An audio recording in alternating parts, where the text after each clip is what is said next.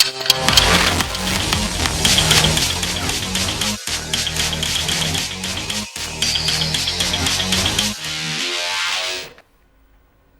நேயர்களே, சிந்தனை கிழமை நிகழ்ச்சிக்கு உங்கள் அனைவரையும் அன்புடன் வரவேற்கிறோம். ஆளுநருக்கு எதிரான தீர்ப்பில் தமிழ்நாடு அரசு, மாண்புமிகு தமிழ்நாடு முதலமைச்சர் அவர்கள் பெற்ற அந்த தீர்ப்பிலிருந்தே அரசமைப்பு சட்டம் பெரியதா அல்லது நாடாளுமன்றம் பெரியதா, நீதித்துறை பெரியதா என்கிற ஒரு கேள்வி என்பது எழுந்து கொண்டே இருக்கிறது.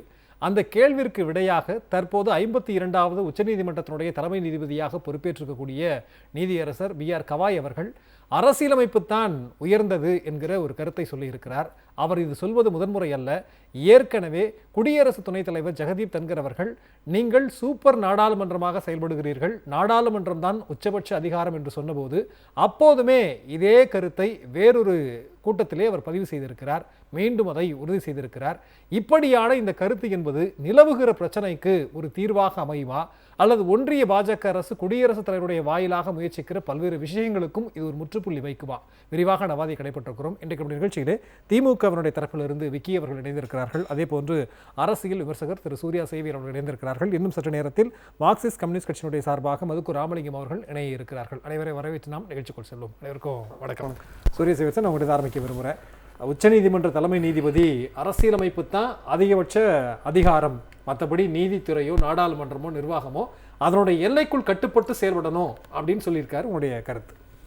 அதாவது இந்திய அரசியல் அமைப்பு சட்டத்தை உருவாக்குகிற பொழுதே நாடாளுமன்றத்திற்கானதும் நீதிமன்றங்களுக்கானதுமான பிரித்து, ஆனால் ஒன்று செக் பண்ணிக்கிடுவாங்க. நாடாளுமன்றம் சரியாக செயல்படுகிறதா என்பதை நீதிமன்றமும், நீதிமன்றம் எப்படி செயல்பட வேண்டும், எப்படி செயல்படுது, தவறுகள் எதுவும் நடந்து விடாது, இது ஒரு பேரலல் செக்அப் பண்ணுற ஒரு ஏற்பாடு இருக்குல்ல. இது ரெண்டு செக்அப்னா என்னென்னா ஒரு ஒரு ஒரு அண்டர்ஸ்டாண்டிங், ஒரு மரபு ரீதியாக அது நகர்ந்து போய்கிட்டே இருக்கும். இப்போ உச்ச நீதிமன்றத்தினுடைய நீதிபதி சொல்கிறது அரசியல் அமைப்பு சட்டம்தான் உயர்ந்தது அப்படின்னு சொல்கிறது இருக்குல்ல, அதுதான் 100% உண்மை. அதை தான் அரசியல் அமைப்பு சட்டமும் வலியுறுத்துகிறது. நீங்கள் கடந்த நாடாளுமன்ற தேர்தலுடைய மைய விவாதம் எது அப்படின்னு பார்த்தா அரசியல் அமைப்பு சட்டத்தை பாதுகாப்போம் என்பதுதான் மைய விவாதம். கடந்த தேர்தலுடைய மைய விவாதமே அதுதான். அந்த விவாதத்திலிருந்து தான் நடந்தது அரசியல் அமைப்பே கேள்விக்குறியாகி விடுமோ என்று வந்தது. நீங்கள் இன்னொரு விஷயம் என்ன நம்ம முக்கியமாக பார்க்கணும்னா, இப்போ புத்தர் இல்லை, ஆனால் அவருடைய போதனைகள் தான் பௌத்தர்களை வழி நடத்துகிறது. மகாவீரர் இல்லை, அந்த அவருடைய போதனைகள் தான் சமணர்களை வழி நடத்துகிறது. அதே போல் நீங்கள் பைபிள் கிடையாது, கிறிஸ்தவர்களை இயேசுநாதரும் கிடையாது, பைபிள் தான் வழி நடத்துகிறது. இது மாதிரி குரான் வழி நடத்தும். நீங்கள் பிரம்மா கிடையாது, பிரம்மாவுக்கு பதிலாக பகவத்கீதையை பார்ப்பனர்களை வழி நடத்தும். அதே போல் பார்த்தீங்கன்னா அதர்மத்தாரை மனு தர்மம் வழி நடத்தும். இப்படி ஒவ்வொருத்தருக்கும் ஒவ்வொரு புக்கு வச்சுருக்காங்கல்ல. இந்தியர்களை எது வழி நடத்தும் அப்படின்னு சொன்னால் இந்திய அரசியல் அமைப்பு சட்டம்தான் வழி நடத்தும். அப்படித்தான் அதை பார்க்கணும். நீங்கள் ஒரு நபர் தான் வழி நடத்தணும், அவர் தான் பண்ணணும், அதெல்லாம் கிடையாது. நீங்கள் அந்த அவர்களுக்கான ஒரு தத்துவம், அவர்களுக்கான ஒரு அமைப்பு, இப்படித்தான் போகணும் அப்படிங்கிறத உருவாக்கிட்டாங்க. அது காலத்திற்கு ஏற்றவாறு அதை மாற்றுவது, அன்னைக்கு இருக்கிறத அப்டேட் பண்ணுவது, அதாவது மாற்றுவதுங்கிறது அதை செழுமைப்படுத்துவது. அரசியல் அமைப்பு சட்டத்தை செழுமைப்படுத்தணுமே ஒழிய அரசியல் அமைப்பு சட்டத்தை நிராகரிக்க கூடாது. ஆனா இந்த விவாதங்கள் ஏன் வருகிறது அப்படின்னு சொன்னா, நீங்க ஏற்கனவே இன்னொரு அமைப்பு சட்டம் இங்கே நாக்பூர்ல இருக்கு. அப்ப அண்ணல் அம்பேத்கர் உருவாக்கிய அரசியல் அமைப்பு சட்டத்தை வைத்து இந்தியாவை RSS ஆள முடியாது. எனவே இந்த அரசியல் அமைப்பு சட்டத்தை இவர்கள் காலி பண்ணணும். எனவே அரசியல் அமைப்பு சட்டத்தை கேள்விக்கு உள்ளாக்குகிறார்கள். அப்ப அரசியல் அமைப்பு சட்டத்தை காலி பண்ணணும். இவர்கள் சொல்லக்கூடிய அந்த மனு சட்டம் இருக்குல்ல, அந்த சட்டத்தை இவர்கள் இம்ப்ளிமெண்ட் பண்ணணும். அப்ப அதுக்கு யாரெல்லாம் முரண்பாடாக வருகிறார்களோ உடனே விவாதங்கள் என்ன செஞ்சிடும், ரொம்ப இப்ப நீங்க உச்ச நீதிமன்றத்தோடு இவர்கள் எந்த வகையில் இதுக்கு முன்னாடியும் கேள்விகள் ஜனாதிபதிக்கு என்ன செஞ்சிருக்காங்க, துணை ஜனாதிபதிக்கு கேள்விகள்லாம் எழுப்பப்பட்டிருக்கு. நீங்க அப்படி சொல்வது தவறுன்னு சொல்லியிருக்கேன். அதற்கு அரசியல் அமைப்பு வழிகாட்டுகிறது என்றே சொல்லியிருக்கு. எனவே இன்றைக்கு இருக்கக்கூடிய உச்சநீதிமன்றத்தினுடைய தலைமை நீதிபதி அவர் எழுப்பி இருக்கக்கூடியது அந்த அரசியல் அமைப்பு சட்டத்தை பாதுகாப்போம் என்ற அந்த முழக்கத்திற்கு மேலும் செழுமையை கூட்டுவதாகவும், அதே நேரத்தில் அவர் தனிப்பட்ட கருத்தெல்லாம் கிடையாது, அவர் அரசியல் அமைப்பு சட்டத்திற்கு உட்பட்டு தான் அவர் நீதிபதியாக பணியாற்ற முடியும். அதே தான் அவர் சொல்றாரு. ஆனா அரசியல் அமைப்பு சட்டமே தேவையில்லை, நாங்க ஒரு சட்டத்தை இங்க வாரணாசியில உருவாக்கிட்டோம்னு இவங்க சொல்றாங்கல்ல, அவர்களுக்கு தான் இதன்பால் கேள்விகள் வருமே ஒழிய இந்தியர்களுக்கு இந்தியா அப்படிங்கிறது வந்து இன்னைக்கு ராஜஸ்தான்காரரோ மேற்கு வங்கத்துக்காரரோ தமிழ்நாட்டுக்காரரோ இந்தியாவில் இருக்கக்கூடிய எல்லாரையும் நீங்க அது எது வழி நடத்த, ஏன்னா அதுக்கு முன்னாடி இப்ப நம்மளே இங்க இயல்பா சொல்லுவோம்ல, நீங்க ஐபிசி உருவாவதற்கு முன்னால் எதை வச்சு தண்டனை கொடுத்தாங்க? இந்தியன் பீனல் கோடு வர்றதுக்கு முன்னாடி மனு தர்மத்தை வச்சு தான் தண்டனை கொடுத்தாங்க. அப்ப அந்த தண்டனை அடிப்படையில் தான் வாங்கினாங்க. அதுக்கு முன்னாடி ஐபிசி என்ன செஞ்சது, உருவாக்கப்பட்டது. ஆக எல்லாருக்கும் ஐபிசின்னு ஒண்ணு வந்துருச்சுல, குற்றம் செஞ்சா தண்டனைன்னு ஒண்ணு உண்டு அப்படின்னு ஒண்ணு வந்துருச்சுல. இதே போலதான் அரசியல் அமைப்பு சட்டமும் என்னது, இந்தியாவை வழி நடத்துகிறது. அதை மீறிய ஒரு சுப்ரீம்லாம் ஒன்றும் கிடையவே கிடையாது. அது பார்லிமெண்ட்டும் கிடையாது, சுப்ரீம் கோர்ட்டும் கிடையாது, நீதிமன்றமும் கிடையாது. இருவருக்கும் பொதுவானது அது. நிச்சயமா சார். அப்போ உச்சநீதிமன்ற தலைமை நீதிபதி இந்த ஸ்டேட்மெண்ட் சொல்றதுக்கான ஆரம்ப புள்ளி அப்படிங்கிறது தன்கரன் நம்ம பார்க்கிறதா, இல்ல குடியரசுத் தலைவர் கேள்வி கேட்டாங்கிற அடிப்படையில் அதை புரிஞ்சுக்கிறதா? இல்ல நிச்சயமாக இதை வந்து ஒரு தீர்ப்பு, ஒரு மாநிலம் சார்ந்த ஒரு ஃபெடரேஷன் சிஸ்டம், இந்த ஃபெடரேஷன் சிஸ்டம் இப்படி தான் இருக்கணும் அப்படிங்கிறது, அதை யூனிட்டி உருவாக்குறது அப்படின்னு வல்லபாய் இவர்களை போன்ற, வல்லபாய்க்கு சிலை எழுப்புனது எதுக்காக, அவர் இந்தியாவை ஒருங்கிணைத்தார் அப்படிங்கிறதுக்காக தானே. அது அந்த சிலையினுடைய பேரே அதுதானே, யூனிட்டிங்கிறது தானே அந்த சிலையினுடைய ஸ்டாச்சுங்கிற பேரே அதை தானே வச்சாங்க. அப்போ அது அதனுடைய உண்மையான அர்த்தம் என்ன அப்படின்னா, இந்தியர்களை ஒருங்கிணைப்பது. இந்தியாங்கிறது பல தேசங்களுடைய பகுதி. இது ஒரே நாடாக இது இருந்தது, வச்சது, போனது அப்படிங்கிறதெல்லாம் நீங்க அகண்ட பாரதம்னு ஒன்று சொல்றாங்கல்ல, அந்த அகண்ட பாரதம் கூட 56 தேசங்களாக இருந்தது தான். அது ஒரே பாரதம் கிடையாது. அதுல திராவிட நாடு வரும், குஜராத் நாடு வரும், எல்லாமே வந்துகிட்டே இருக்கும். அப்ப அகண்ட பாரதம் என்பது 56 தேசங்களுடைய ஒருங்கிணைப்பு தான், அது ஒரே பாரதமாக இல்லை. அப்ப இந்தியா என்பதும் கூட நீங்க அரசியல் அமைப்பு சட்டம் தான் இந்தியர்கள் என்ற முகவரியை நமக்கு என்ன செய்கிறது, கொடுக்கிறது. அதன்பால் எல்லாரும் என்ன செய்யறாங்க, நீங்க வாழணும் அப்படிங்கிறத உருவாக்குறாங்க. அப்ப தன்கரோ அல்லாட்டி அவர் பேசியதோ அல்ல, ஒரு மாநிலம் சார்ந்த பிரச்சனையில் இந்தியா முழுமைக்குமான தமிழ்நாட்டினுடைய முதலமைச்சர் நடத்திய வழக்கு, அந்த வழக்கில் உச்சநீதிமன்றம் அரசியல் சட்டத்தின்பால் நின்று வழங்கிய தீர்ப்பது.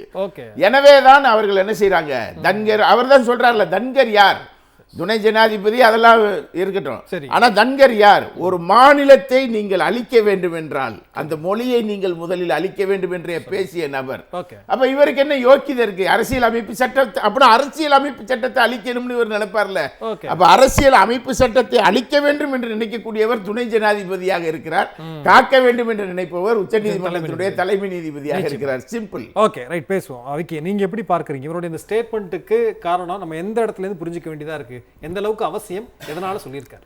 இல்லை, இது வரலாற்றில் ஒரு முக்கியமான விஷயம் தான். ஏன்னா இன்றைக்கி நீதிமன்றங்களை குறித்தும் நீதிகள் குறித்தும் நீதிபதிகள் குறித்தும் பல்வேறு விமர்சனங்கள் வைக்கப்படுகிற ஒரு காலகட்டத்தில் இப்படி ஒரு விஷயத்தை ஒரு நீதிபதி தலைவர், அதுவும் தலைமை பொறுப்பை ஏற்றிருக்கிற நபர் பேசுகிறது வந்து நிச்சயமாக வியக்கத்தக்க ஒன்றாக தான் இருக்கும். அதை நிச்சயம் நாம் வரவேற்கிறோம். ஏன்னா இன்றைக்கி தமிழ்நாடு அரசு இந்தியாவிற்கே ஒரு முன்னுதாரணமான ஒரு தீர்ப்பை நமது தமிழக முதல்வர் தளபதியார் அவர்கள் பெற்று தந்திருக்கிறார். ஸோ அதை கொஷின் பண்ணும் விதமாக துணை ஜனாதிபதியாக இருக்கட்டும், இல்லை ஜனாதிபதி அவர்களாக இருக்கட்டும், அதை விமர்சனம் பண்ணுகிறார்கள். அப்படின்னா அந்த இடத்துல இருந்து தான் இந்த கேள்வியை பிறக்குதுங்கிறத நான் பார்க்குறேன். அப்ப நீங்க வந்து ஒரு கால நிர்ணயம் அப்படிங்கிறது இல்லாமலே இருந்தது.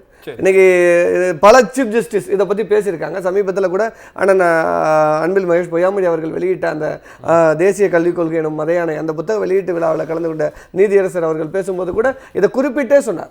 ஸோ அப்போ ஏன் இந்த விஷயங்கள்னா பல நீதியரசர்கள், ஏன்னா அவங்க இந்த அரசியலமைப்பின் பால் செயல்படுறாங்க, அந்த அரசியலமைப்பு சட்டத்திற்கு உட்பட்டு தான் அவங்க எல்லா விஷயங்களையும் பேச முடியும். அப்போ அரசியலமைப்பு என்ன சொல்லி இருக்கிறதோ அதை படித்து தேர்ந்து அதில் வந்து திறமையானவர்கள் தானே அவர்கள். அப்போ அவங்க அதை வெளிப்படுத்துகிற கருத்து சரியானதாக இருக்கு அப்படிங்கிறது இந்த மாதிரியான நீதியரசர்களின் பேச்சுக்களால நாம உணர்கிறோம். அதுதான். ஏன்னா இதற்கு முன்னாடி பல கேள்விகள் பல தீர்ப்புகள்ல வந்திருக்கு. ஏன்னா அது கடந்த கால தீர்ப்புகள்லாம் நம்ம பார்த்திருக்கோம். ஆனா இந்த மாதிரியான நபர்கள் தான் நாம இப்ப இருக்கிற காலகட்டத்திற்கு தேவை. அவர்களுடைய கருத்துக்கள் நிச்சயம் மக்களுக்கு ஒரு நம்பிக்கையை கொடுக்கும். குறிப்பா அது மாநில அரசுகள், ஒரு ஒன்றிய அரசை எதிர்த்து போராடுகிற ஒரு மாநில அரசுகளுக்கு இந்த மாதிரியான கருத்துக்கள் தான் வலு சேர்க்கும். ஏன்னா நாம ஒரு ஒன்றிய அரசை நோக்கி போராடுறோம், நமக்கான உரிமைகளுக்கான போராடுறோம். அப்ப அந்த உரிமையை வந்து நம்ம உச்சநீதிமன்றத்தின் வாயிலாக பெற்றிருக்கோம். அதை கேள்விக்குறியாக்குற வகையில இவர்கள் பேசும்பொழுது அது நிச்சயம் நமக்கு ஒரு பாதிப்பை ஏற்படுத்தும். அந்த மாதிரியான விஷயங்கள்ல இருந்து இவரின் கருத்து வந்து நிச்சயம் ஏற்படுகிறது. வரலாற்றுல நாம பெற்றிருக்கிற ஒரு முறையும் சரி, திராவிட முன்னேற்ற கழகம் தான் மாநில உரிமையை நிலைநாட்டிட்டு இருக்கு. அது முத்தமிழறிஞர் டாக்டர் கலைஞர் அவர்களாக இருக்கட்டும், அவர் புலிக்கு பிறந்தது புலியாகாது என்பது போல இன்னைக்கு முத்தமிழறிஞர் டாக்டர் கலைஞர் அவர்களுக்கு பிறகு இன்னைக்கு திராவிட முன்னேற்ற கழகம் இன்னைக்கு தலைவர் அவர்கள் பொறுப்பேற்ற பிறகு அது முதலமைச்சராக இருந்து மற்ற மாநிலங்களுக்கு முன்னுதாரணமாக ஒரு தீர்ப்பை சட்ட போராட்டம் நடத்தி பெற்றிருக்கிறார் அப்படின்னா ஒரு சாதாரண விடயம் இல்லை. இந்தியா முழுமைக்கும் அவரை பற்றி பேசுகிற பேச்சு அப்படின்னா இந்த செயல்பாடுகள் தான். இந்த ஒரு அது என்ன சொல்றது, அந்த ஒன்றிய அரசை நோக்கி நான் சட்ட போராட்டம் நடத்துவேன்னு வெறும் வாய்சவடாலாக இல்லாம அதை சென்று நிலைநாட்டி அந்த உரிமையை பெற்றிருக்கிறார்ல. அதெல்லாம் வந்து மக்களிடத்துல எனக்கு இதனுடைய நீட்சியா ஒரு கேள்வி என்ன வருது அப்படின்னா, ஒரு பக்கம் மாநில உரிமைகளை இவருடைய அந்த பதில் என்பது நிலைநாட்டுது அப்படின்னாலும் ஒன்றிய அரசுகிட்ட இருந்து நீதித்துறையை காப்பாற்றும் விதமாகவும் அவருடைய ஸ்டேட்மெண்ட் இருக்கும்னு ஒரு பார்வை வைக்க வேண்டிய நிச்சயமா இருக்கு. ஏன்னா சமீபத்தில் ஒரு நீதியரசர் வீட்டில் பார்த்தோம், ஒரு அறையில வந்து கட்டுக்கட்டாக பணம் எரிந்த நிலையில இருக்கு. கேட்டா யாருன்னு தெரியல, அதுக்கான வழக்கு பதிவு செய்யல, அதுக்கு வந்து எந்த ஒரு அது பிறகு அந்த தகவலே இல்லை. ஏன்னா கடந்த காலங்களில் நம்ம சொல்றோம்ல, இங்க கண்டெய்னர் ஒன்று காணா போச்சு, அது என்ன ஆச்சு, அதுக்கான தரவுகள் என்ன, அப்ப நிறைய விஷயங்கள் நடந்திருக்கு வரலாற்றில். நம்ம அதெல்லாம் பார்த்துருக்கோம். அதுதான் நான் சொன்னேன்.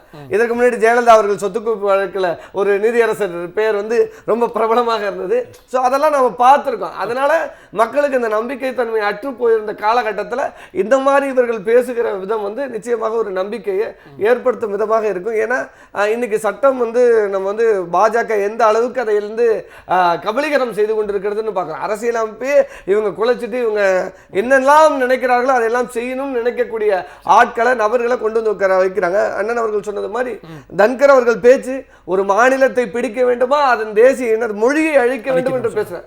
ஒரு ஜனாதிபதி, ஒரு துணை ஜனாதிபதி வாயில வருகிற வார்த்தையா? அதுவும் இந்தியா போன்ற பன்முகத்தன்மை பன்முக கலாச்சாரம் கொண்ட ஒரு தேசிய இனங்கள் அமைந்த கூட்டமைப்பு கொண்ட நாட்டிலிருந்து தேர்ந்தெடுக்கப்பட்ட ஒரு நபராக வெறும் மக்களால் இல்லாம தேர்ந்தெடுக்கப்பட்ட இவர் வந்து பாஜகவின் முகமாக RSSின் முகமாக அவரது வார்த்தைகள் வெளிப்படுவது வந்து நிச்சயமாக ஏற்றுக்கொள்ள முடியாது. நிச்சயமா. அதாவது இந்த விவகாரத்தை பொறுத்த வரைக்கும் நீதிமன்றம் பெருசா இல்ல வந்து பாராளுமன்றம் பெருசா அப்படின்னு வருகிற போது பாஜகவை சப்போர்ட் பண்றவங்க சில கருத்துக்களை முன்வைக்கிறாங்க. நீங்க கருணை மனு உச்சநீதிமன்றத்தால் நிராகரிக்கப்பட்டா நேரடியா குடியரசுத் தலைவர்கிட்ட தான் கொண்டு போறாங்க.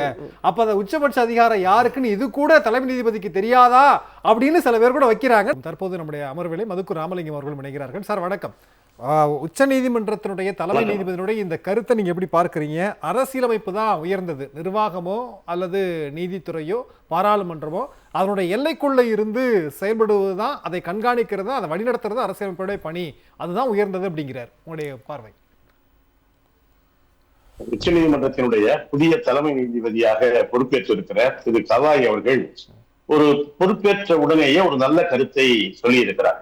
நீங்க கடைசியா ஒரு கேள்வி கேட்டீங்க, யாருக்கு உச்சபட்ச அதிகாரம், குடியரசுத் தலைவருக்கா உச்ச நீதிமன்றத்துக்கா அப்படின்னா, உச்ச நீதிமன்றத்தில் தீர்ப்பு வழங்கப்பட்ட பிறகும் கூட கருணை மனுவுக்காக நாம் குடியரசுத் தலைவரை தானே அணுகுகிறோம் என்று ஒரு கருத்து இவர்களால் வைக்கப்படுகிறது சொன்னீங்க. ஆனால் குடியரசுத் தலைவர் சொல்கிற கருத்துக்களை எல்லாம் சட்டம் ஆகாது.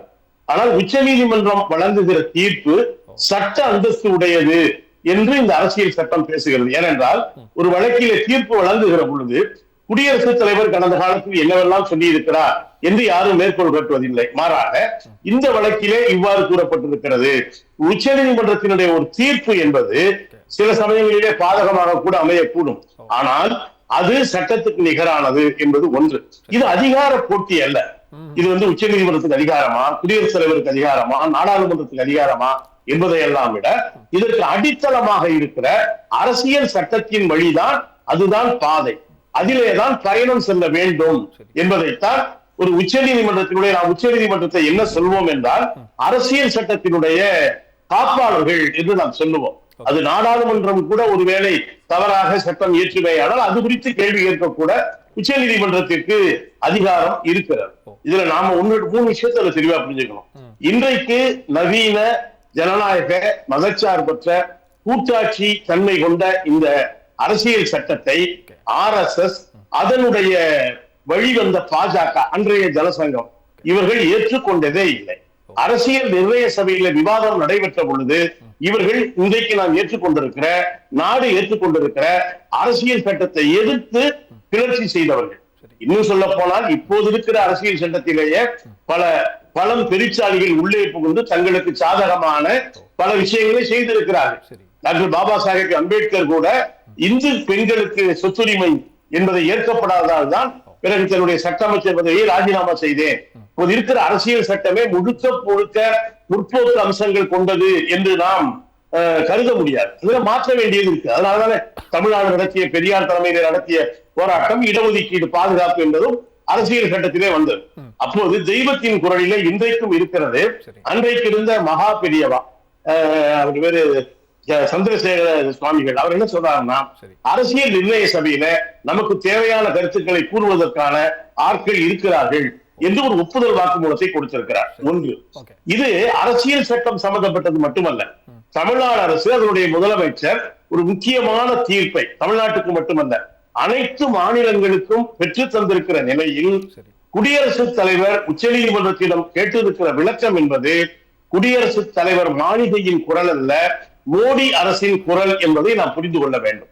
ஏனென்றால் அவர்கள் தயாரித்த ஒன்றிய அரசின் ஆலோசனையின் பேரிலே தான் மாண்புமிகு குடியரசுத் தலைவர் இந்த குறிப்பை உச்சநீதிமன்றத்திற்கு அனுப்பி விளக்கம் அளிக்குமாறு கேட்டிருக்கிறார்.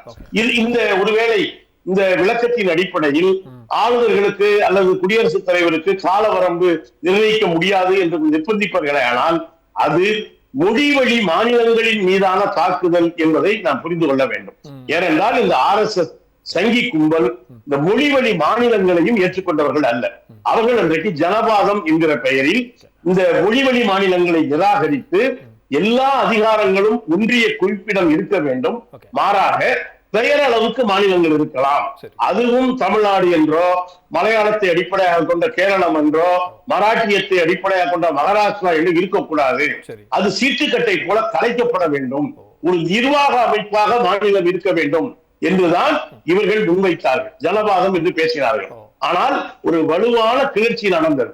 இந்த நாட்டினுடைய பன்முகத்தன்மை பாதுகாக்கப்பட வேண்டுமானால் மொழி வழியிலேதான் மாநிலங்கள் அமைக்கப்பட வேண்டும். இவர்கள் வாஜ்பாய் ஆட்சி காலத்தில் இருந்தே இந்த அரசியல் சட்டத்தை மாற்றுவதற்கே பல்வேறு முயற்சிகளை செய்திருக்கிறார்கள்.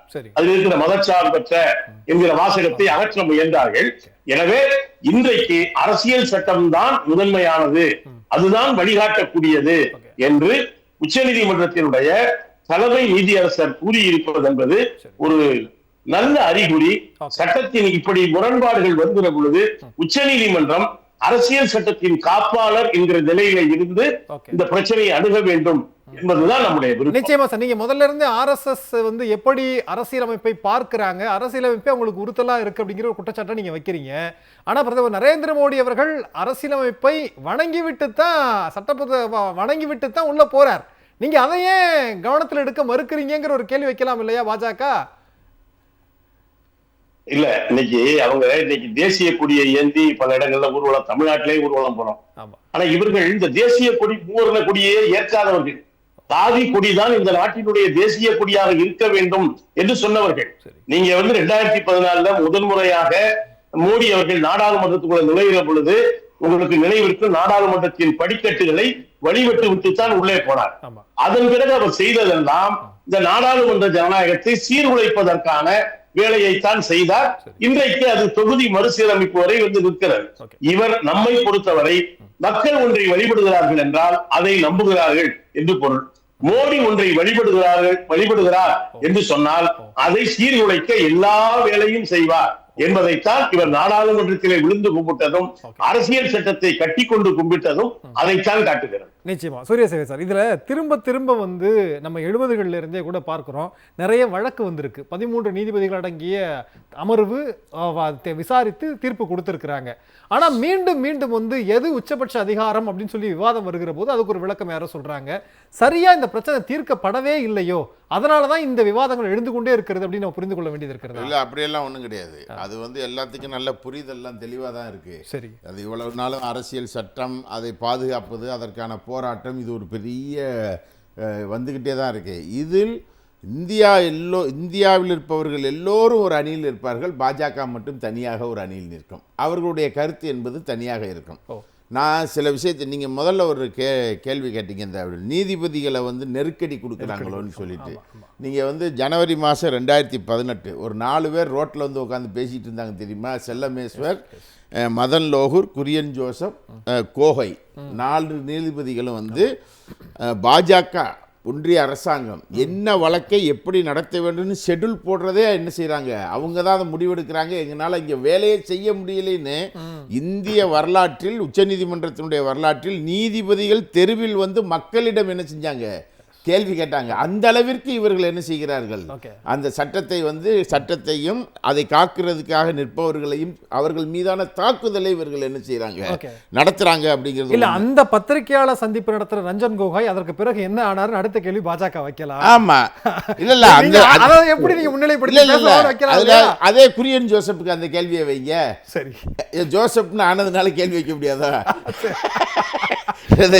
இந்த மாதிரி என்னன்னா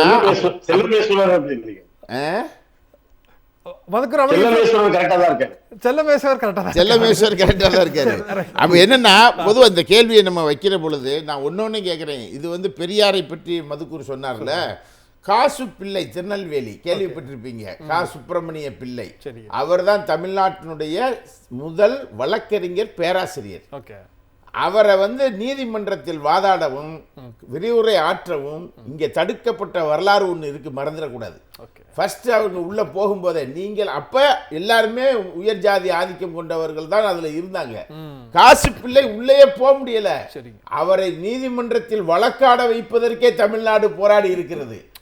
அவர் சென்னை சட்டக்கல்லூரியினுடைய உதவி பேராசிரியர் விரிவுரையாளராக இவர் எப்படி வர முடியும்? அப்படி ஆரம்பிச்சதுங்க 48ல். அதுல இப்ப நான் என்ன ஃபீல் பண்றேன்னா, அதே காசு பிள்ளையினுடைய ஒரு வாரிசு மகாதேவன் தீர்ப்பை சொல்லி விட்டாரோன்னு இப்ப எந்திரிச்சா நான் ஏன் அப்படி லிங்க் பண்ணி பார்க்க கூடாது? அந்த கேள்வி அப்படி வந்தா அப்படி ஒரு விவாதம் நடந்து கொண்டிருக்கிறது. தீர்ப்பை சொன்னவர்கள் யார் என்று ஆய்வு செய்து கொண்டிருக்கிறார்கள். அப்ப நீங்க என்னன்னா, ஒன்று நீங்க வந்து மாநிலங்களை சிதைப்பது அப்படிங்கிறது எதுல இருந்து வருதுன்னா, ஒரே நாடு ஒரே தேர்தல் அப்படிங்கிறதுனுடைய பின்னணி என்ன தெரியுமா? ஒரே சந்தை, ஒரே சந்தை. அப்ப ஒரே சந்தை, இந்தியா என்பதை ஒரே சந்தையாக மாற்றுவது, அந்த சந்தையை அப்படியே அமெரிக்காவுக்கு என்ன செஞ்சிருது, வித்துறது. இப்ப நீங்க இன்னொரு கேள்வி கேட்டீங்கல்ல, நீ ஜனாதிபதி வந்து அதுல கருணை மனு வந்து போடலாம்னு, இந்தியாவை விக்கெட்டும் நாளைக்கு பார்லிமெண்ட்ல முடிவெடுங்க, யார்கிட்ட போய் நிப்பீங்க? ஜனாதிபதியா நிப்பீங்க? நிற்க முடியாதுல்ல. நீங்க வந்து அப்போ ஒவ்வொன்றுக்கு இப்போ மதுக்கூர் சொன்னார்ல, அதே போலதான் நீங்க சட்டம் என்பது சட்டத்தை பேஸ் பண்ணி தான் இந்திய உச்சநீதிமன்றம் எந்த இதை உத்தரவாக போடுகிறதோ அது சட்டமாக மாறிவிடுகிறது. ஜனாதிபதி பேசுவது சட்டமாக மாறுவதே கிடையாது. ஜனாதிபதி என்பவரே எப்படி தேர்ந்தெடுக்க? நீங்க சொல்றதை நான் ஏத்துக்கிறேன் சார், மதுக்கூர் ராமலிங்கம் சார் அதான் சொன்னாங்க. ஆனா டெல்லி தொடர்பான வழக்கில் யாருக்கு அதிகாரம் இருக்குன்னா மாநில அரசுக்குன்னு உச்சநீதிமன்றம் கொடுக்குறாங்க, பார்லிமெண்ட் மாத்துதே. அப்ப யாருக்கு அதிகாரம்னு திரும்ப அடுத்த கேள்வி அவங்க கொக்கி போடுறாங்க. இல்ல அது இது வந்து நாடாளுமன்ற ஜனநாயகத்தில் ரெண்டையும் வந்து ஒரு அதாவது என்னன்னா ஒரு சீர்தூக்கி பார்க்கக்கூடிய ஒரு, அதாவது எது சரியானது என்பதுதானே. அதை வந்து சுப்ரீம் பாடி எது அப்படிங்கிறது கேள்வியே இல்லை. அது அரசியல் அமைப்பு சட்டத்தை செழுமைப்படுத்தக்கூடிய வகையில் அது இருக்கிறதா என்ற விவாதத்தினுடைய உள்ளடக்கம் தான் அது. அதை விட்டுட்டு நீங்க யாரு உயர்ந்தவன் அப்படிங்கிற ஏற்பாடு அதுக்குள்ள கிடையாது. அதை வந்து அது கரெக்டா அதை வந்து அந்த குறிப்பிட்ட ஒரு தீர்ப்பு அல்லாட்டி குறிப்பிட்ட ஒரு பார்லிமெண்ட் எடுத்திருக்கக்கூடிய முடிவு, அது இரண்டுமே பேரலா அது அரசியல் அமைப்பு சட்டத்தில் காட்டும் வழியில் அது உருவாக்கப்பட்டிருக்கிறதா என்பதை ஆய்வு செய்வது தானே ஒழிய அதுல அவர் தீர்ப்பு சொல்லிட்டாரு இவர் மாத்திட்டாரு என்பதெல்லாம் கிடையவே கிடையாது. அப்படிங்கிறது கிடையாது. இப்ப நீங்க நாளைக்கு இந்தியாவை இந்த மொழிவழி மாநிலங்கள் என்பது கிடையாது அப்படின்னு ஜனாதிபதி சொல்லட்டும்.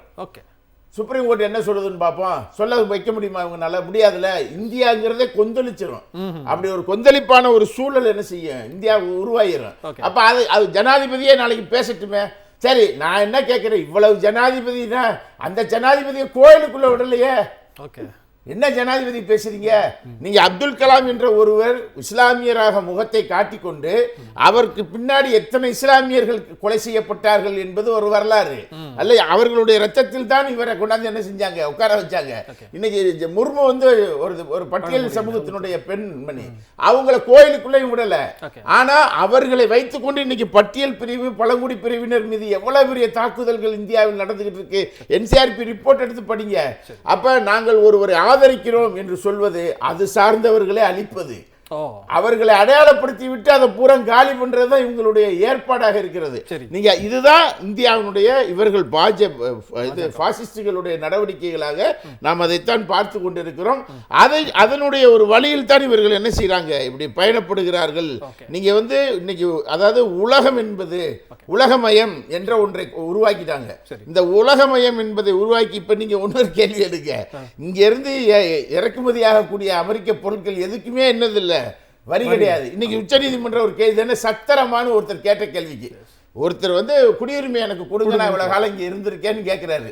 அப்படி குடியுரிமைன்னு கேட்டவருக்கு இது என்ன இந்தியா சத்திரமா அப்படின்னா, அமெரிக்காவுடைய சத்திரமா இந்தியா என்ன வேணாலும் கொண்டாந்து நீங்க இறக்குமதி பண்ணுவீங்களா இங்க அப்படிங்கிற ஒரு கேள்வியை அதே உச்ச நீதிமன்றம் கேட்கணுமா வேண்டாமா? கேட்கணும். நீங்க உலகம் முழுவதும் இருக்கக்கூடிய 182 நாடுகள்ல 12 கோடி இந்தியர்கள் வாழ்கிறார்கள். 12 கோடி இந்தியர்களுடைய வாழ்க்கையும் கேள்விக்குறிக்க நீங்க இது உச்ச நீதிமன்றம் சொல்லி இருக்கக்கூடியதுதான். இதை நாம் விமர்சிக்கிறோம். இது சரியான பார்வையோடு இல்லை அப்படிங்கிறது. இந்தியா என்பதை மார்க்ஸ் சொன்னதை நான் சொல்றேன். இந்தியா என்ற ஒரு நாடு அப்படிங்கிறதுல அது ஒவ்வொரு காலமும் அடுத்தடுத்து படையெடுத்து வந்த ஆக்கிரமிப்பாளர்களின் வரலாறு தான் இந்திய வரலாறு. அவர் தமிழ்நாட்டினுடைய வரலாறு இதெல்லாம் அவர் சொல்லல. இந்தியா என்ற நாட்டுக்கு ஒரு வரலாறு என்று எழுதுறார். அடுத்தடுத்து படையெடுத்து வந்த ஆக்கிரமிப்பாளர்களின் வரலாறு ஒரே வரியில அவர் எழுதி போட்டு போயிட்டாரு. இதுதான் அவருடைய மார்க்ஸுடைய தியரி. நீங்க அதை எடுத்து பாத்தீங்கன்னா உண்மைதானே. நீங்க முகலாயர்கள் படையெடுத்தார்கள், ஆரியர்கள் வருகை தந்தார்களா? ஏன் ஆரியர்கள் படையெடுக்கலையா? அது என்ன படையெடுப்பு? வார்த்தையே வித்தியாசமா போட்டாங்கல்ல, இதான நடந்தது. அப்ப நீங்க உச்ச நீதிமன்றத்தினுடைய தீர்ப்புகள், பாபர் மசூதி சம்பந்தப்பட்ட தீர்ப்பெடுங்க, அதை யாரும் ஏற்றுக்கொள்ளவில்லை. அந்த தீர்ப்பை யாரு நீங்க பாபர் மசூதி என்பதையே அயோத்தி கோயில் தீர்ப்புன்னு மாத்தினாங்க. செய்திகள் பூரா அப்படித்தான். முதல்ல பாபர் மசூதின்னு சொல்லிக்கிட்டு இருந்தது, அயோத்தி கோயில்னு மாத்தி விட்டாங்க. அயோத்தி தீர்ப்பு அப்படின்னு தான் மாத்தினாங்க. பாபர் மசூதி என்ற ஒரு சொல்லையே என்ன செஞ்சாங்க, எடுத்தாங்க. ஏன்னா பாபர் மசூதி தான் இங்க இருந்தது. அப்ப இந்திய ஜனநாயகத்தின் மீது தாக்குதல் நடைபெறுகிற பொழுது அந்த தாக்குதலை தடுத்து நிறுத்தக்கூடிய ஒரு அமைப்புங்கிறது அரசியல் சட்டம் தான். அந்த அரசியல் சட்டத்தை கையில் வைத்துக் கொண்டுதான் எல்லாரும் பதவியேற்பு பிரமாணம் என்ன செஞ்சாங்க, நாடாளுமன்றத்தில் இந்தியாவிற்கே அதை தெரிவித்தார்கள். அதனுடைய இப்போ இவர் புதுசா வந்திருக்கிறார்ல உச்ச நீதிமன்ற தலைமை நீதிபதி, அவர் அந்த பதவியேற்றதில் இன்னொருத்தர் பதவியேற்பாக அவர் இந்த அரசியல் அமைப்பை நான் பாதுகாப்பேன் அப்படிங்கிறது தான் அதனுடைய சொல்லாடல்.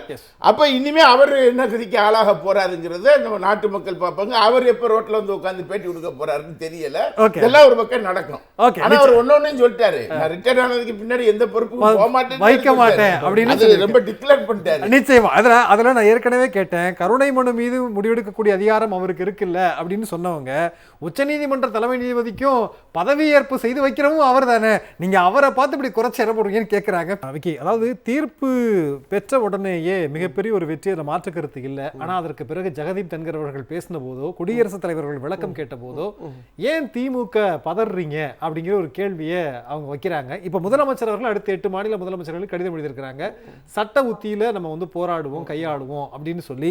உண்மையிலேயே இந்த கேள்விகள் என்பது திமுகவை பதற்றப்படுத்தி இருக்கிறதா? பதற்றமே கிடையாது. நிச்சயமாக இது மாநில சுயாட்சி உரிமையை போராடி பெற்றிருக்கிற இடத்துல மீண்டும் அதை கேள்விக்குள்ளாகிற வகையில் உயர் பொறுப்பில் இருக்கிற நபர்கள் அதை அந்த தீர்ப்பை கேள்விக்குறியாக்குறாங்களே, அப்போ ஒரு என்ன சொல்றது, அதற்கு எதிராக நாம் குரல் எழுப்ப வேண்டிய தேவை இருக்கிறது. இல்லை, ஒரு தீர்ப்பு வருதுன்னா மேல்முறையீடோ மறுசீராய்வு மனுவோ ஜனநாயகத்தில் அனுமதிக்கப்பட்ட ஒன்று தானே, போகட்டும்ன்ற அது பிரச்சனையே இல்லை. ஆனால் அதை கண்டம் பண்ணுறது இல்லை, இது சவறுங்கிற நோக்கத்தோட நேரடியாக தன்னோட கருத்தை வெளிப்படுத்துறது இருக்குல்ல, அது தப்பு. நாங்க இதை மேல்முறையீட்டுக்கு எடுத்துட்டு போவோம், இதை விசாரணை செய்வோம் என்று சொல்லியிருந்தா பிரச்சனையே இல்லை. நீங்க தான் உச்சபட்ச அமைப்பா, உங்களுக்கு தான் அதிகாரம் இருக்கா அப்படின்னு கேட்குற துணியிலேயே தெரியுது நீ என்ன முடிவுக்கு வந்திருக்க அப்படின்னு. ஸோ அப்போ அதற்கு எதிராக செயல்பட வேண்டியது நமது கடமை. அப்போ என்ன பண்ணுறாரு தலைவர், 8 மாநில முதல்வர்களுக்கு கடிதம் எழுதுறாரு, இது பற்றியான செய்திகளை கொண்டு போய் சேர்க்கிறாரு. டீலிமிட்டேஷன்ல அப்படி தான் தலைவர் முன்னெடுத்தார். இந்தியாவில் எந்த ஒரு மாநில தலைவர்களும் அதை பற்றி கண்டுக்கவே இல்லையே. வரலாற்றில் ஒரு தலைவர் மாநில அரசின் ஒரு முதல்வர்னா, மாநில முதல்வர்னா என்னங்க பண்ணுவார், மாநிலத்தில் நடக்கிற விஷயங்களை பார்ப்பாரு, மாநில மக்களுக்கு என்னென்ன தேவையோ அதை செய்வார். அதில் போராடி பார்க்குற ஆட்களும் இருந்திருக்கு கடந்த கால வரலாறுல. இந்த மாதிரி கொடநாடில் போய் ஓய்வெடுத்த ஆட்களும் நாம் பார்த்துருக்கோம் இந்த கோடை காலங்களில். அப்போ இந்த மாதிரி எல்லாம் இருக்கிற முதல்வர்களை எல்லாம் தமிழ்நாடும் இன்னும் பிற மாநிலங்களும் பார்த்துருக்கு. ஆனால் நமது தலைவர் அதெல்லாம் தாண்டி தமிழக முதல்வர் அவர்கள் இருக்கிறார் அப்படிங்கிறதன் வெளிப்பாடு தான் நீங்கள் டீலிமிட்டேஷனில் அவரோட சிந்தனை. மற்ற மாநிலங்களுக்கு முன்னெதிராக அதை கொண்டு வரும்போது இதுல இவ்வளவு ஆபத்து இருக்கு, இந்த மாநிலங்களுக்கு இவ்வளவு இடங்கள் பறிக்கப்படும், நார்த்தில் இவ்வளவு கொடுக்கப்படும், இதனால நமக்கான பிரதிநிதித்துவம் முழுமையாக அழிக்கப்படும் அப்படிங்கிற ஒரு டீட்டெயிலை ப்ரிப்பேர் பண்ணி கூப்பிட்டு எல்லாரையும் உட்கார வச்சு பேசுறாரு. அடுத்த தினமே தெலுங்கானா சட்டமன்றத்தில் தீர்மானம் எட்டப்படுது. சாதாரண ஒரு விஷயம் இல்லை. அப்ப இந்தியா முழுமைக்குமான ஒரு அரசியலை செய்கிற ஒரு ஆளுமையாக தலைவர் அவர்கள் மாறி நிற்கிறார். அவர் தான் சொல்லிட்டாரு, திராவிட மாடல் தமிழ்நாட்டுக்கு மட்டும் இல்ல, அது இந்தியா முழுமைக்குமான மாடல்னு சொன்னாரு.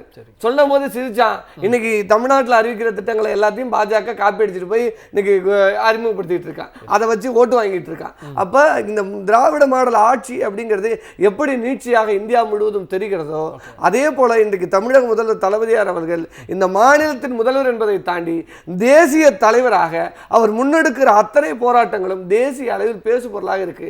இதை ஏத்துக்க முடியல, பொறுக்க முடியல. பாஜகவின் வெளிப்பாடு நேரடியாக கொஸ்டின் பண்ணா அடி பலமா இருக்கும்.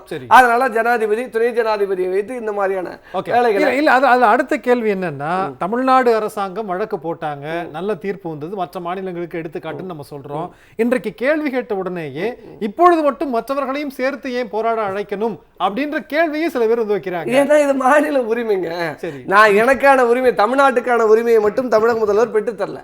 ஏன்னா தமிழ்நாட்டில் மட்டும் பாஜக இந்த வேலையை செய்யல. ஆர் என் ரவி மாதிரி RSS ரவிக்கெல்லாம் இங்க மட்டும் அனுப்பல. நீங்க கேரளாவில் அனுப்பி கேரளாவில் ஒரு பிரச்சனை நடந்தது, ஏற்கனவே வெஸ்ட் பெங்கால் அனுப்பி அங்க ஒரு பிரச்சனை நடந்தது. இந்த மாதிரி மாநில கட்சிகள் ஆளுகிற மாநிலங்களை சிதைக்கிற நோக்கத்தோடு ஒரு ஏஜென்ட்களை போட்டு வச்சிருக்கிறது பாஜக. அப்ப இந்த தீர்ப்பு எனக்கு மட்டுமா அப்படின்னா இல்ல, அது இந்தியாவில் இருக்கிற மற்ற மாநில கட்சிகளுக்கும் பாஜகவை எதிர்க்கிற கட்சிகளுக்கும் தேவையான ஒண்ணு. அப்ப நான் எழுதுதானே செய்வேன். அப்ப தலைவருடைய நிலைப்பாடு இது எல்லாரையும் அசம்பிள் பண்றாரு. அப்ப தலைவரிடத்திலிருந்து ஒரு பதில் வருதுன்னா எல்லாரும் உற்று நோக்குறாங்க. சாதாரணமா கலந்து போயிலங்க. தலைவர் அவர்கள்ட்ட இருந்து வருது, தமிழ்நாடு முதல்வர் அவர்கள்ட்ட இருந்து வருதுன்னா அதுக்கு ஒரு முக்கியத்துவம் இந்திய அளவில் இருக்கு. அதான் சொல்றேன், இந்த இனிமேல் வருகிற தேர்தல்கள் எல்லாம் வந்து மோடியா ஸ்டாலின் அவர்களா அப்படிங்கிற ஒரு கண்ணோட்டத்தை தான் இந்திய அரசியலே மாறும். ஏன்னா இன்னைக்கு அப்படிதான் அவருடைய அரசியல் வந்து தமிழ்நாட்டை தாண்டி எல்லாம் போயிடுச்சுங்க. அவர் இந்தியாவுக்கான அரசியலை செய்கிறார். இந்தியாவில் இருக்கிற பல மாநிலங்களின் உரிமைகளுக்காக போராடுகிற தலைவராக இருக்கிறார். பாபா சாஹிப் அம்பேத்கர் அவர்கள் சொன்னது போல இழந்த உரிமைகளை பிச்சை கேட்டு பெற முடியாது, அதை போராடித்தான் பெற வேண்டும் என்றார். அதே வழியில் உன்கிட்ட கை நீட்டி அடிமை சாசனம் வாங்கிக்கிட்டு இன்னைக்கு குடியா கெஞ்சிக்கிட்டு நிற்கிற அடிமை அதிமுக மாதிரியான கட்சி திமுக அல்ல. நான் கலைஞர் அவர்களின் வாரிசு. அதனால மாநில உரிமையை சம்பட்டியை எடுத்து அடித்து நான் கேட்பேன். கொடுக்கிற இடத்தில் நீ இருக்கிற கொடுக்கலை என்றால் உச்ச நீதிமன்றம் நான் செல்வேன். அப்ப காட்டுறாரு, செஞ்சாரு, உரிமையை பெற்றாரு. அதனால அவருடைய இன்னைக்கு செயல்பாடு இந்தியாவிற்கான தேசிய தலைவராக உருவெடுத்து நிற்கிறார். அதை இவர்களால் பொறுத்து கொள்ள முடியல. அதனால பிற மாநிலங்களை ஏன் கூப்பிடுறீங்க, ஏன் கூப்பிடுறீங்கன்னா அதை எப்படி எடுத்து? நிச்சயமா, அதாவது வந்து இந்திய அளவில் உயர்ந்து நிற்கிறார் அப்படின்னு திமுகவை சேர்ந்த விக்கி அல்ல, முன்னாள் உச்ச நீதிமன்றத்தினுடைய நீதிபதி கோபால கவுடாவும் பேசலாம். மதுக்கூர் ராமலிங்கம் சார், அது இந்த கேள்விகளுக்கு பின்னாக பிஜேபியினுடைய நோக்கம் என்ன? ஒரு பக்கம் உச்சநீதிமன்றத்தினுடைய தலைமை நீதிபதி இந்த கருத்தை முன்னிறுத்துறார் அப்படின்னா அரசியலமைப்பு உயர்ந்ததுங்கிற நோக்கம் இருக்கு அப்படின்னு ஆரம்பத்தில் கூட சூர்யா சேவை அவர்கள் சொன்னாங்க. பாஜகவுடைய நோக்கம் அப்படிங்கிறது நீதிபதிகள் நியமன ஆணையத்தை பற்றியும் உள்ளுக்குள்ள இருந்து ஒரு பார்வை வைக்கப்படுகிறதா? யாரை நாங்கள் நீதிபதியா நியமிப்போம்னு கொலிஜியம் அல்ல, நாங்க தான் முடிவெடுக்கணுங்கிற அடிப்படையிலும் கூட அந்த கேள்வியை அப்படி அணுகிறாங்களா? பாராளுமன்றம் தான் உயர்ந்தது அப்படிங்கிற அந்த புள்ளிக்கு நான் வர்றேன். இல்ல, இவங்க நாடாளுமன்றத்தின் மீது கூட அவ்வளவு பெரிய மரியாதை எல்லாம் அவங்களுக்கு கிடையாது. நாடாளுமன்றத்தினுடைய விவாத நேரத்தை எடுத்துக்கோங்க, எத்தனை அவசர மசோதாவா நீங்க சொன்னீங்க இல்லையா? இந்த உச்ச நீதிமன்றத்தினுடைய அதிகாரத்தை படிக்கிற அந்த உச்சநீதி, அதாவது உன்னையெல்லாம் வந்து தேர்தல் ஆணையர்களை நியமிக்கிற பொழுது பிரதமர், எதிர்கட்சி தலைவர், உச்ச நீதிமன்றத்தினுடைய தலைமை நீதிபதியை கலந்து ஆலோசித்து அதன் அடிப்படையில் நியமிக்க வேண்டும் என்கிற விதி இருந்தது. உச்ச நீதிமன்றம் இது குறித்து கேள்வி எழுப்பிய உடனேயே இவர்கள் நாடாளுமன்றத்தில் ஒரு சட்டம் இயற்றி அப்படி உச்ச நீதிமன்ற நீதிபதியை கேட்க வேண்டிய அவசியம் இல்லை என்று மாற்றிவிட்டார்கள். ஏன்னா இவங்களுக்கு வந்து என்னென்ன இடையூறா இருக்கோ அதுபோல இவர் என்னைக்காவது எதிர்கட்சி தலைவரும் கூட பல சமயங்கள் ஆட்சியர் இருக்காங்க. இருந்தாலும் கடைசியா அவங்க நினைக்கிறால்தான் போடுவாங்க. ஒண்ணு. ரெண்டாவது, இந்த கொலிஜியம் நீதிமன்ற நடைமுறை இதுக்குள்ள சூர்யா சேவியர் சொன்னது மாதிரி தமிழ்நாட்டுல நீதிக்கான போராட்டம் மட்டும் இல்ல, நீதிமன்றத்துக்குள்ளேயும் பல போராட்டம். குறிப்பாக சிந்தனை சீட்டு சிங்காரவேலர் முதன்முறையாக வழக்கறிஞராக அங்க பதவியேற்று அங்க போன உடனேயே ஏராளமான கேலி கிண்டல். ஏன்னா ஒரு மீனவ சமூகத்தை சேர்ந்தவர், என்ன நீங்க எல்லாம் வலை எடுத்துக்கிட்டு கடலுக்கு போக வேண்டியாருன்னா சட்ட புத்தகத்தை எடுத்துக்கிட்டு கோர்ட்டுக்கு வந்துட்டீங்களான்னு கேள்வி பேசினாங்க. அடுத்த நாள் சிங்காரம் அவர்கள் என்ன செய்யறாருன்னா, மீன் வலையில சட்ட புத்தகங்களை கட்டி போய் அந்த வழக்கறிஞர்களோட சேம்பர்ல தொப்புன்னு போட்டிருக்காரு. உங்க நூலுக்கு மட்டும் இல்ல, இந்த நூலுக்கும் சட்ட புத்தகம் கட்டுப்படும்னு பேசியிருக்காரு. அதுபோல மாஸ்டர் நேசமணி வழக்கறிஞராக நீதிமன்றத்துக்குள்ள போன பொழுது அவர் முதலில் உடைத்தது அங்கு இருந்த 2 பானைகளை. உயர் ஜாதியினருக்கு, குறிப்பாக பார்ப்பனர்களுக்கு ஒரு பானை, மற்ற வழக்கறிஞர்களுக்கு இருந்ததை முதல்ல தூக்கி போட்டு உடைச்சார். இதெல்லாம் தமிழ்நாடு கடந்த காலத்தில் நீதியோடும் சமூக நீதிக்காகவும் நடத்தி இருக்கிற போராட்டம். இன்றைக்கு என்ன ஒரு குரல் வருது, நீதிபதிகள் நியமனத்திலும் கூட இடஒதுக்கீடு பின்பற்றப்பட வேண்டும் என்கிற குரல் வருகிற பொழுதுதான் இவர்கள் அந்த பகுதியில கொலீஜியம் என்பதை அது விவாதத்துக்கு உள்ளாக்க வேண்டிய ஒன்று, ஆனால் நாங்கள் சொல்பவர்கள் தான் நீதிபதி என்று ஆக்குகிறார்கள் என்று சொன்னால், இவர்கள் ஏற்கனவே நீதித்துறையில நிறைய, உதாரணமா காஷ்மீர் குடித்த வழக்கு எடுக்கப்பட்டிருக்கிறதா, சேவியர் சொன்னது மாதிரி அயோத்தி வழக்கு எவ்வாறு செட்டில் பண்ணப்பட்டது என்பதெல்லாம் ஒரு முறை இருக்கு. இன்னொரு பக்கம் சில நம்பிக்கையான தீர்ப்புகள் வருகிறது.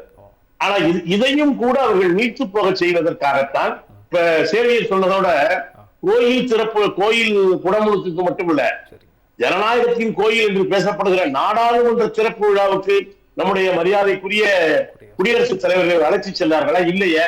தமிழ்நாட்டில இருந்து சாமியாரெல்லாம் கூட்டு போனாங்க, சன்னியாசிகளை கூட்டு போனாங்க. அது ஒன்றும் கோயில் கும்பாபிஷேகம் கிடையாது. மாநில முதல்வர் அழைக்கப்படவில்லை, சாமியார்கள் அழைக்கப்பட்டார்கள். செங்கோலை கண்டுபிடிச்சு சொன்னாங்க. நிச்சயமா சார், கோவிலுக்குள்ள மட்டுமே அல்ல, நாடாளுமன்றத்தினுடைய அந்த புதிய நாடாளுமன்றத்தினுடைய திறப்பு விழாவிற்கும் கூட குடியரசுத் தலைவர் வந்து அனுமதிக்கல. அந்த நோக்கத்துல தான், நம்ம அந்த அடிப்படையில தான் வந்து பாஜக அணுகி பார்க்கணும்னு நீங்க சொன்னீங்க. மதுக்கூர் ராமலிங்கம் சார், நீங்க பேசிட்டு இருந்தீங்க, இப்போ உங்களுடைய இணைப்பு கிடைச்சிருக்கு. நிறைவான பறவை எடுத்துக்கிற, ரொம்ப சுருக்கமா என்ன சொல்ல விரும்புறீங்க? இல்ல, அதாவது இன்றைக்கு குடியரசு தலைவர் இருந்த கேள்வி தமிழ்நாடு அரசு பெற்றிருக்கிற வெற்றி, அந்த சட்ட போராட்டத்தின் பின்னணியிலே தான் இன்றைக்கு நம்முடைய உச்ச நீதிமன்றத்தினுடைய தலைமை நீதிபதியினுடைய கருத்து. அவர் எதையும் புதுசா சொல்லிடல. எல்லா நீதித்துறையை, நாடாளுமன்றத்தை, அதே போல அரசு நிர்வாகத்தை, நிச்சயமா அரசியலமைப்பினுடைய அடிப்படையிலிருந்து உச்ச நீதிமன்ற நீதிபதி அந்த வார்த்தையை சொல்லியிருக்கிறார் அப்படிங்கிற அரசியல் சட்டம் திருத்தப்படுகிறது என்பதுதான் முக்கியமானது. இன்றைக்கு இவர்கள் எப்படி திருத்த முயல்கிறார்கள் என்றால், அரசியல் சட்டத்தை இவர்கள் விரும்புகிற அந்த அகண்ட பாரதம், இந்துத்துவா, மனு தர்மம், இதன் அடிப்படையில் இவர்கள் மாற்ற முயல்கிற பொழுது இதனுடைய மதச்சார்பின்மையை, கூட்டாட்சி கோட்பாட்டை, ஜனநாயகத்தை, மனித உரிமையை பாதுகாப்பதற்கான ஒரு போராட்டத்தை நாம் அனைவரும் நடத்த வேண்டியிருக்கிறது. உச்ச நீதிமன்றத்தினுடைய தலைமை நீதிபதி அவருக்கு ஒரு குறிப்பிட்ட பதவிக்கலாம். ஆனா அந்த கருத்து வலுப்பெற வேண்டுமானால் இன்றைக்கு மாநிலம், நம்முடைய தமிழ்நாடு முதலமைச்சர் பல்வேறு மாநிலங்களுக்கு அனுப்பி இருக்கிற கடிதம் ஒரு மிகப்பெரிய ஒரு வரலாற்றின் குரல் என்று நான் கருதுகிறேன். இந்த மாநிலங்களை ஒருங்கிணைக்கிற போராட்டத்தை தொடர்ந்து நிச்சயமாக முதல்வர் செய்வார் என்று நான் நம்புகிறேன். ஏனென்றால் இது திமுக ஏன் பதறுவதில்லை, தமிழ்நாட்டினுடைய பதற்றம். நிச்சயமா நான் உங்களுடைய கருத்தை நான் அப்படி புரிஞ்சுக்கிறேன். வெறும் நீதிபதிகளுக்கு நியமிக்கிற விஷயம் மட்டுமே அல்ல, அரசியலமைப்புல யாருக்கு வந்து அதிகாரம் அப்படிங்கிறதையும் கடந்து பாஜகவினுடைய அஜெண்டாவை செயல்படுத்துவதற்கான ஒவ்வொரு திட்டங்களும் அதற்கு பின்னாக இருக்கிறது. அதனால முதலமைச்சர் அவர்களுடைய இந்த குரல் அப்படிங்கிறது ஒரு வரலாற்றுல முக்கியமான ஒரு அழைப்பு அப்படிங்கறத நீங்க சொல்றதா நான் வந்து புரிஞ்சுக்கிறேன். அதான் நீங்க கன்க்ளூட் பண்ண விரும்புனீங்க அப்படிங்கிற நான் வந்து எடுத்துக்கிறேன். ஓகே சார், சூரியசேகர் சார், ரொம்ப சுருக்கமான நிறைவான பார்வை. அதாவது பொதுவாக இப்போ நீங்கள் கேட்டீங்க ஏன் பதட்டப்படுறீங்க அப்படின்ட்டு. இப்போ நம்ம 3 பேர் ஒரு 4 பேர் உட்காந்து பேசிகிட்டு இருக்கோம். ஒரு பாம்பு வந்தால் என்ன செய்வோம், டக்குன்னு ஒன்று எடுப்போம், அதை எடுப்போம்ல. அப்போ ஒரு பாம்பு வருது, அதை அடிக்கிறதுக்கான ஒரு ஸ்பீடு இருக்கும்ல, வேகம், அது தடுக்கணும், தவறை தடுக்கணும் அப்படிங்கிறதுக்கான வேகம் தானே ஒழிய அது ஒன்றும் பதட்டம்லாம் கிடையாது. அதனால பாம்பை கண்டா அடிச்சிடணும். அந்த வேலையை தான் என்ன செய்கிறாங்களே ஒழிய செய்கிறாங்க. இப்போ நீங்கள் வந்து இவர்கள் ஏன் பதட்டம் ஆகுறாங்க, ஒரு தீர்ப்பு மாநிலங்கள் சார்ந்து ஒரு தீர்ப்பு வந்துருச்சு, அந்த தீர்ப்பை கண்ட உடனே தானே இவ்வளவு வேலை நடந்துக்கிட்டு இருக்கு வேக வேகமா. ஏன் அது பதட்டமா? இல்லை அந்த மாநில உரிமையை ஒரு மீட்டெடுத்ததற்காக தமிழ்நாட்டு கொண்டாடுகிறது, எல்லாமே இந்தியா முழுவதும் அது பேசுகிறது ஒன்று. இன்னொன்று நீங்கள் கேட்டீங்க, இப்போ முதல்வர் வந்து கோட்டையில் கொடியேற்றணும், அந்த உரிமையை கலைஞர் பெற்று தந்தார். எந்த பாஜக முதலமைச்சராவது இது கலைஞர் பெற்று தந்த அந்த உரிமை நான் ஏற்ற மாட்டேன்னு இங்கே சும்மா இருக்கட்டுமே பார்ப்போம். எல்லா முதலமைச்சரும் அன்னைக்கு நின்று ஏற்றுறீங்கல்ல, அப்போ அந்த ஏற்ற உரிமையை யார் பெற்று? இந்தியா பூரா எல்லா முதலமைச்சர்களும் ஏற்றுகிறார்கள்.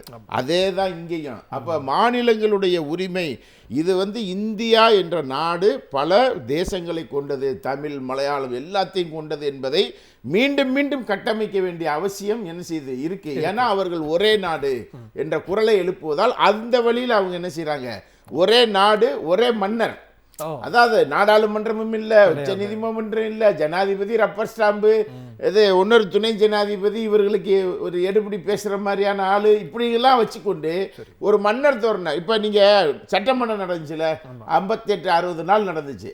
60 நாள் முதலமைச்சர் அங்கே உட்கார்ந்துருந்தார். அவர் ஜனநாயகத்தின் மீது ஒரு நம்பிக்கை உள்ளவரால் அங்கே உள்ள போய் உட்கார்ந்துருக்கிறாரு.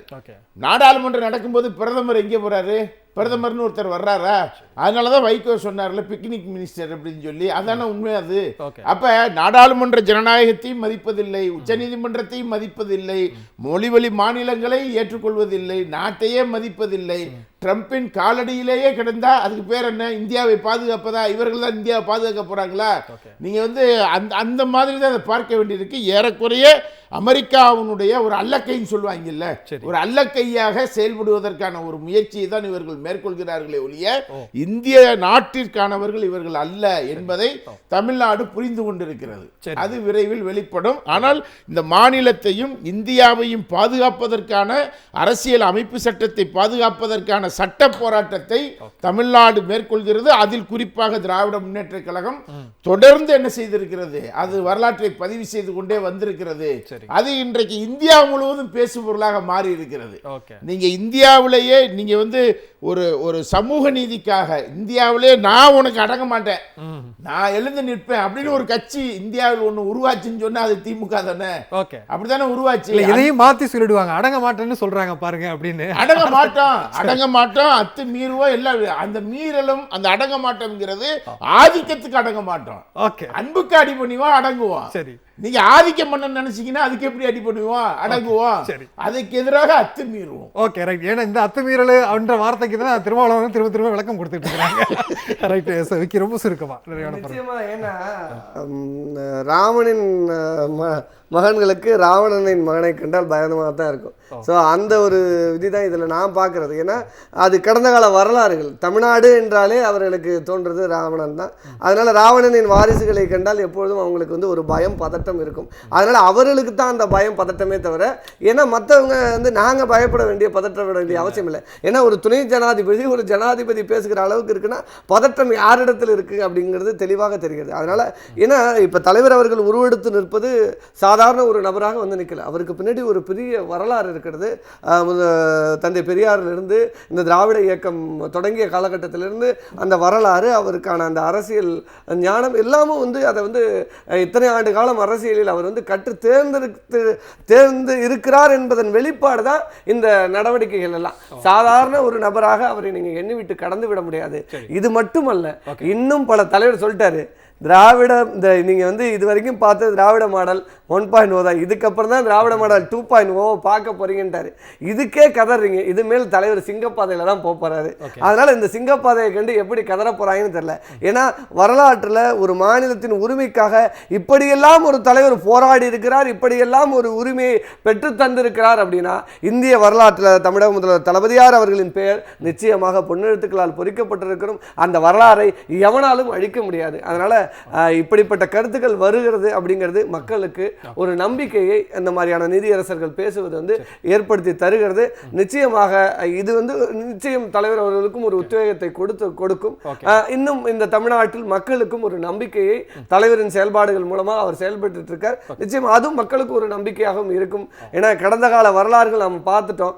இனிமேல் இருக்கிற காலம் அப்படிங்கிறது அது தலைவர் அவர்கள் இந்த நாட்டை, அதாவது தமிழ்நாட்டை அல்ல இந்தியாவை வழிநடத்துகிற தலைவராக தமிழக முதல்வர் இருப்பார். வருங்காலங்களில் அதுதான் நடக்கும். 2026 மட்டுமல்ல, வருகிற நாடாளுமன்ற தேர்தலில் இந்தியாவின் கிங் மேக்கராக தமிழக முதல்வர் தளபதியார் அவர்கள் இருப்பார். நிச்சயமா. அப்ப ஏற்கனவே மற்றவங்களாம் சொன்னது மாதிரி தெளிவான விளக்கங்கள் இருக்கு அரசியலமைப்பை பத்தி.